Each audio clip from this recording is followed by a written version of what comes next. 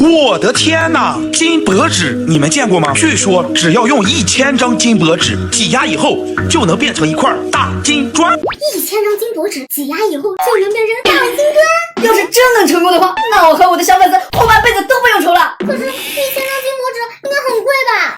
是啊，可能要还我1年的工资呢。不过为了给我们的小可爱们送金砖，我们还是买来了。看这小小的一盒里就有1000张金箔纸哦，这么一小折就100张了。所以你们能想象出来它有多薄了吧？接下来我们要把这1000张金箔纸给它分离出来，然后把它叠加在一起，再用重力将它们压成金砖。话不多说，马上开搞。咱们先小心翼翼的把金箔纸叠上去，它们实在是太薄了，感觉一不小心就会弄碎。我的几百块大洋啊，这个好像被扯碎了，还沾了我一手金粉。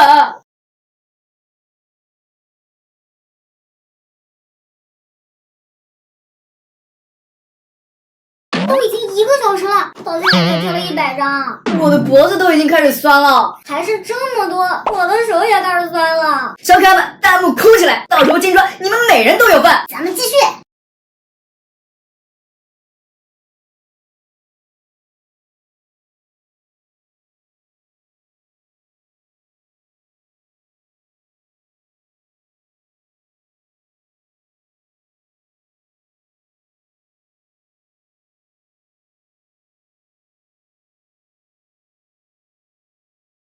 已经过去2个小时了，我手里的金箔纸已经就剩1小半了。可是为啥这些金箔还是只有这么点高啊？这看起来还有点像金色的土耳其烤肉呢。就剩最后一点了，小可爱们记得给我们点赞赞，继续往上加。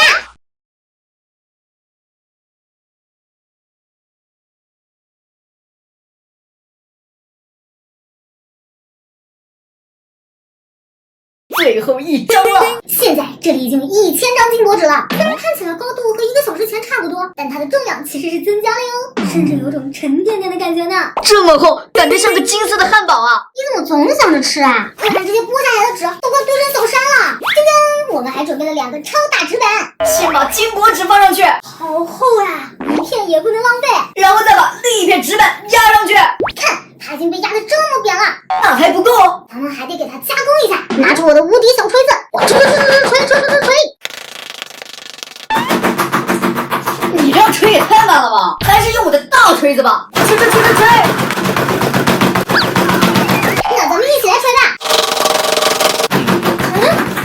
这些金箔怎么从旁边露出来了呀？桌子上全都是啊，我的腿上也全是，地板上也都是，感觉浪费了好多钱啊！赶紧来打开看看。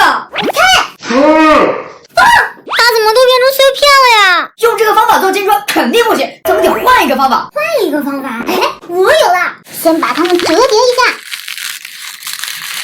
然后全部磨到一张 A4 纸上，用 A4 纸把它包起来，用力捏，再锤一锤，这下肯定没问题了。接下来就是见证奇迹的时候啦，看我来把它给拆开。它们怎么变得更碎了？现在真的变成碎屑了，现在怎么办啊？